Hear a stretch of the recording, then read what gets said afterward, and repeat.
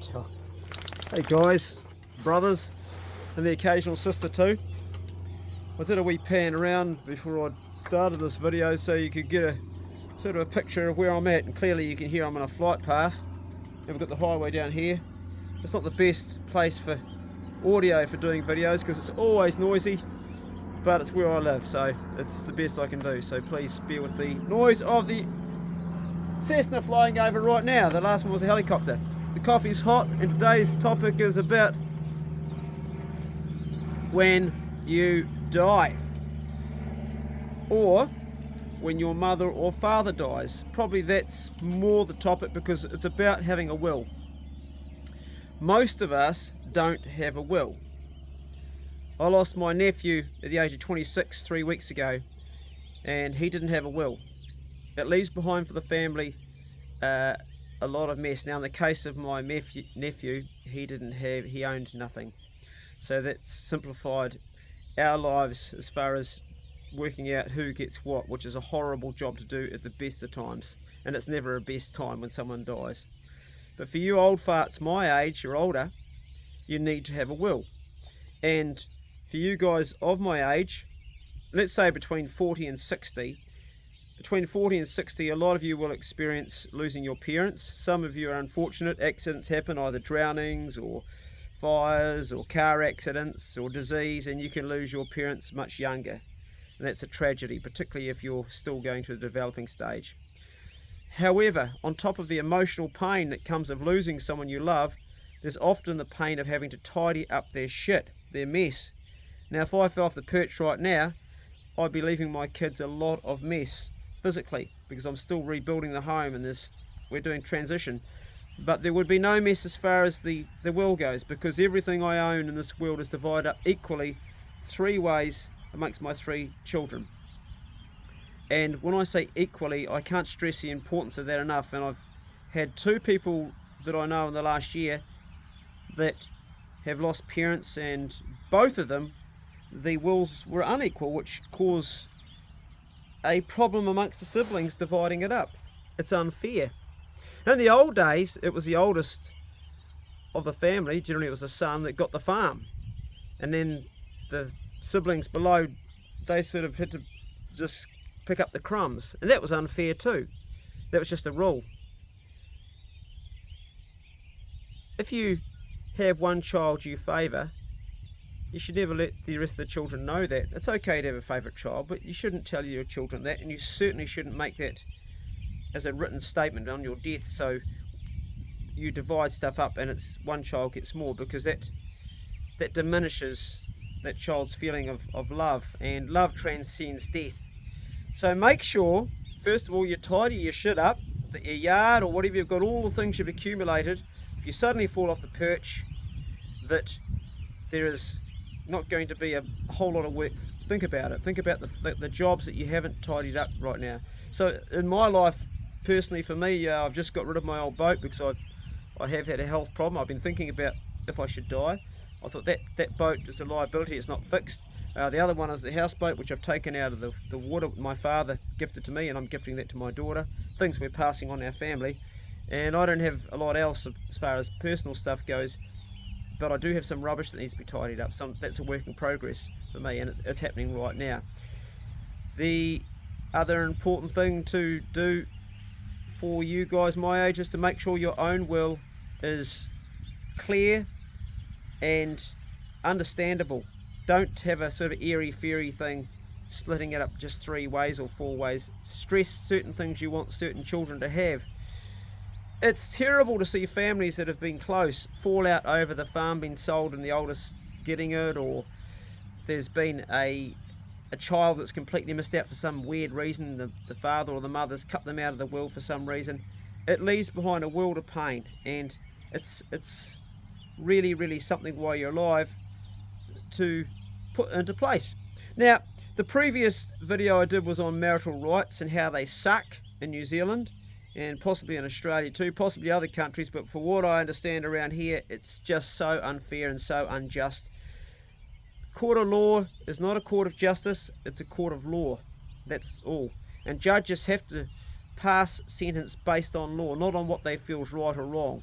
So if someone is in a relationship with somebody for 2 years, moves in and says I'm out of here, or starts sleeping with someone else, and then claims the whole farm that the person got handed down from their father, imagine how it affects all the other siblings that missed out as well. Suddenly that father's worked his whole life to build up a farm.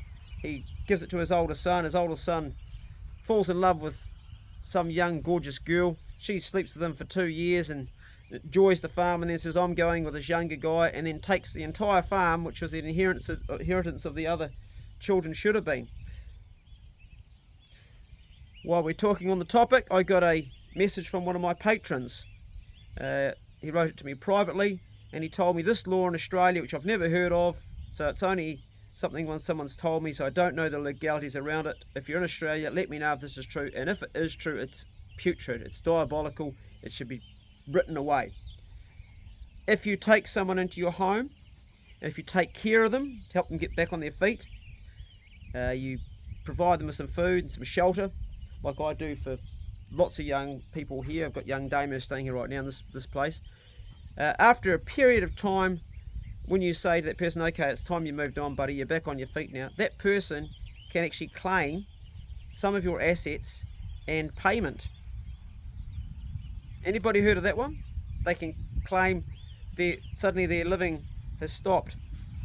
Now I do know about squatters' rights, and that how someone can move into a building that's got no one living in it for a period of time, and they can then take ownership. I know the council struggles to get a lot of people out of their housing in places where they shouldn't be, but this one I heard this morning is new to me, and if it really is true, then how ridiculous is that?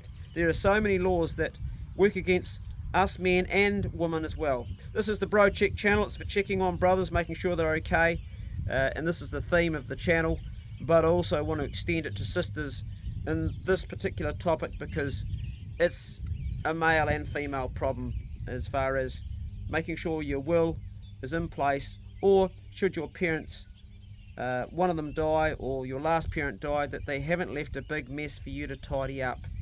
I know it's difficult for people when this happens. It's hard enough with the emotional pain, but the physical element of it can be really, really almost impossible. Suddenly you've got to drop your own life when you're raising your own children. You've got to go because your parents could be in a different part of the country or a different part of the world. So please think about your children. You love your children, you care about them. Think about the mess that you would leave behind, because dying is something most of us don't plan to do. Most of us don't know when we're going to die, and it can come at any bloody time, as we know. That's today's video, brothers. Check on a brother.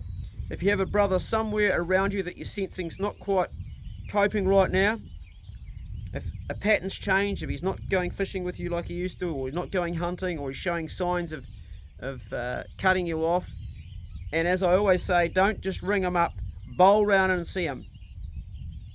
Knock on the door, g'day mate, how you going? Catch him when he's unaware, because people that are suffering terrible anxiety or terrible depression or even mental illness are very, very good at acting. And I have lost too many mates that acted too well and I didn't see the signs. So spring it on them. How you going? If you go around, if the dishes are all piled up, if there's a big mess and you can see the person clearly is not coping with the physical things in life, then say, right, what's going on, buddy? Have the hard talk, and always the hard word. How are you? What's going on? Not brushing over like us men do. Not, g'day mate, how you going? It's like, how are you doing? And listen. Don't have to talk a lot, just listen. Let him speak.